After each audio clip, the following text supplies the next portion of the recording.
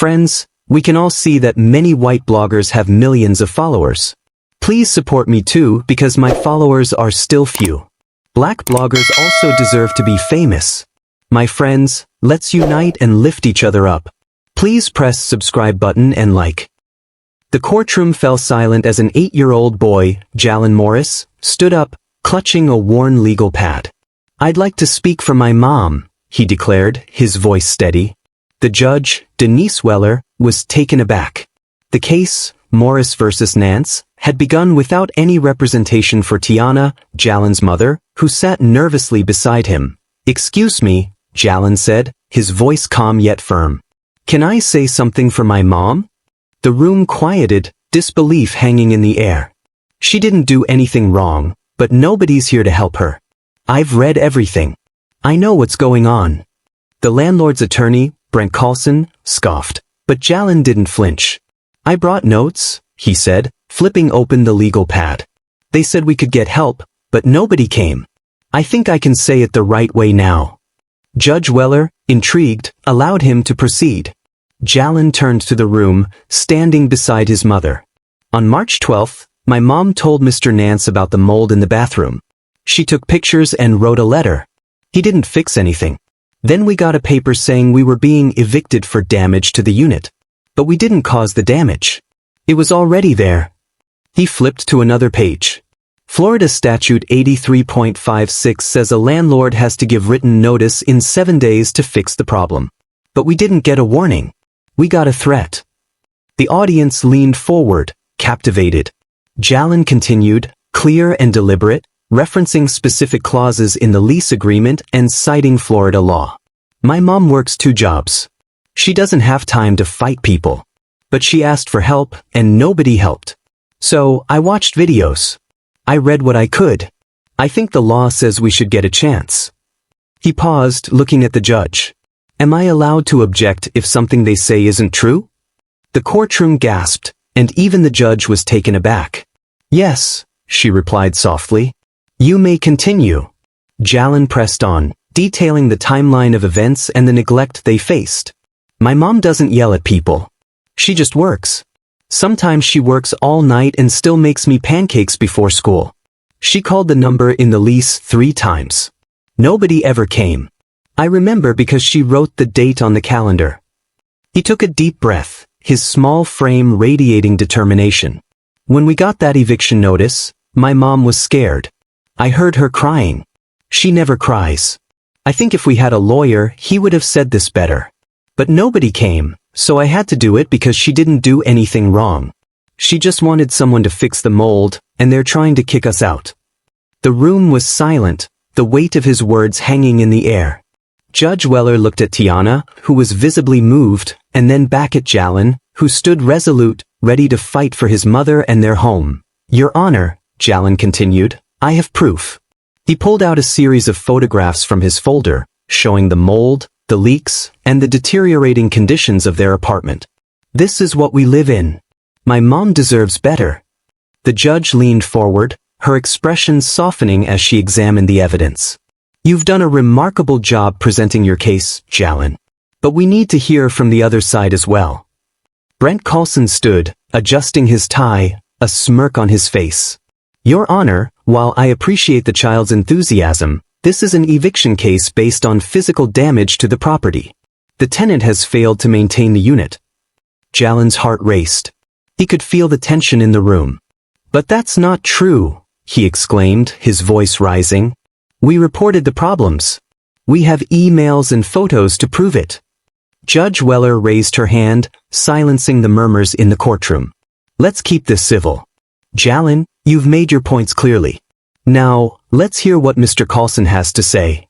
As the attorney began to speak, Jalen felt a surge of determination. He had come this far, and he wasn't going to let anyone silence him. He glanced at his mother, who nodded encouragingly. "Your Honor," Jalen said, interrupting, "if I may, I'd like to object to what he's saying. It's not true." The courtroom gasped again, and Judge Weller's eyebrows raised in surprise. "You're allowed to object, Jalen, but let's make sure we do this properly." Jalen took a deep breath, feeling the weight of the moment. "I just want to make sure everyone knows the truth. My mom is a good person. She works hard, and she deserves to live in a safe home. The judge looked at him, her expression shifting from surprise to respect. You're doing a great job, Jalen. But remember, we need to follow the rules of the court. Jalen nodded, his heart pounding. He was ready to fight for his mother, ready to stand up against the system that had tried to push them down. Your Honor, Jalen said, I have one more thing to say. He took a step forward, his small stature somehow commanding attention. If we lose our home, it's not just us. There are other families like us who are scared and don't know what to do. We need someone to listen to us. The judge's gaze softened further, and the courtroom was silent, hanging on his every word. I just want to help my mom and make sure we have a place to live. Please don't let them take that away from us. At that moment, the atmosphere shifted. The audience felt the weight of his plea, and even Brent Coulson's smirk faded. Judge Weller leaned back in her chair, contemplating the gravity of the situation. Thank you, Jalen. Your words are powerful and they matter. We will take everything you've said into consideration. As she prepared to hear from the landlord's attorney, Jalen felt a surge of hope. He had spoken up, and for the first time, he felt like he was making a difference. Just then, the courtroom doors swung open, and a woman rushed in, breathless and wide-eyed. I'm sorry I'm late. I'm here to help. All eyes turned to her, and Jalen's heart raced. Who was this woman? Did she come to support them?